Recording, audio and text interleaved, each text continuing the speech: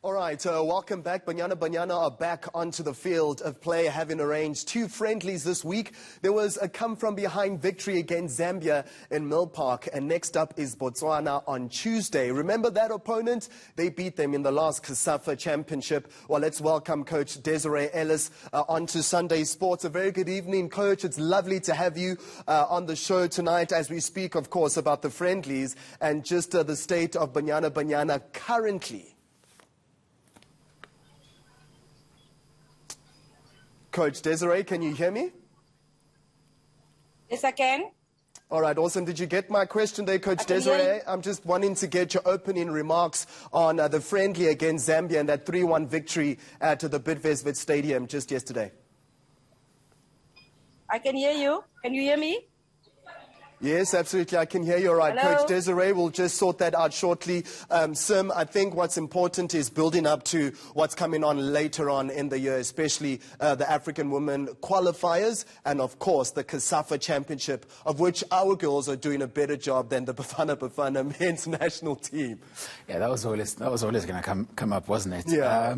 Look, I mean, obviously I didn't get a chance to see the game, but just reading up on it, you know, going behind quite early, and then having the 2 players that they were most excited about getting back, you know, because I think Noko Matlo and Tembi Kgatlana hadn't played for the team since 2019 or whatever it was, and so there was quite a bit of excitement to get them coming back from Spain, and you know, having those 2 players you know, do all the scoring in that 3-1 victory, in a victory that actually ensured, funnily enough, that they've never lost to Zambia for some strange reason. Played 7, won 5 and drawn 2. So it's one of those weird ones. From what I understand, it's not actually, you know, a one-way thing. It's quite tight, but somehow we've always managed to, you know, to close it out. So obviously it's a good step to, you know, in terms of, you know, the friendlies, and obviously in terms of Botswana, which I think, funnily enough, we actually lost to the last time we played. So it's a, you know, it's a good confidence booster to have, you know, that result in the bag. I mean, I'd love to believe when you've got Coach Desiree in the setup that confidence boosting is something that will always be the order of the day. We want to try again with you, Coach Desiree. Hopefully the line is better this time around. The international friendly against Zambia went your way. 3-1 was the final result, but of course just some nervy moments there on your way to the 90 minutes. All right, I don't think Coach Desiree is there. All right, so Sim, what's also important is the fact that there were unexperienced players that were fielded. I feel that was a brave move from Coach Desiree, but also what was mentioned was the fact that the overseas-based players still needed a 10 to 14-day quarantine period, and the overseas-based clubs could not release them. Does that in any way tamper with the preparation for the national team, Coach? Look, in terms of whether you want to play your best team or not, obviously it does. I mean, all you have to do is to look at the Proteas, the cricket team, in terms of how everything is affecting them. You know, the quarantine and, you know, the quarantine period if you go into IPL or whatever. So it does affect, you know, whether you want to play your best team or not. But by default, what it does do, it enables you to sort of introduce players who you maybe might not have sort of been forced to introduce simply because of the, you know, of the fact that you've got your best players. And so when you can do that, you are giving, you know, experience to the inexperienced players.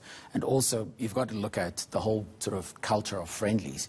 You don't want them to just be friendlies. You want to be trying to achieve something.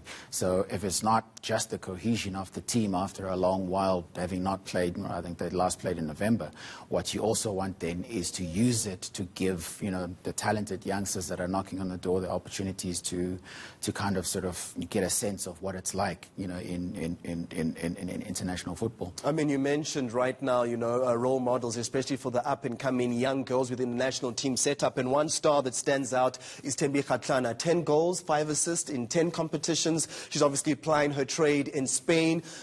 Do you think that she's now the go-to girl? Is she the golden girl of Banyana Banyana? Is this now the role model and what the core group should be centered around? Is she the one that the team must be built around? I kind of feel she is. Look, she probably is, and I think football people love that idea of building a team around one person. You know, if you think Barcelona and Messi and Madrid, Ronaldo, Madrid, Juventus, or Juventus, Ronaldo, etc., etc. Yeah. I don't know. Personally, I would caution against building a whole team around one person, because what happens when that person cannot play or is injured?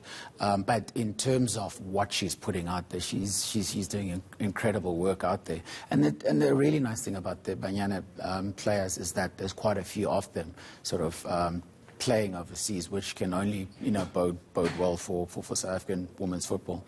Fantastic. All right. Still to come on Sunday Sports, a maiden win in Cape Town for the French golfer Manon Guidali. Well, she'll tell us all about it in just a minute.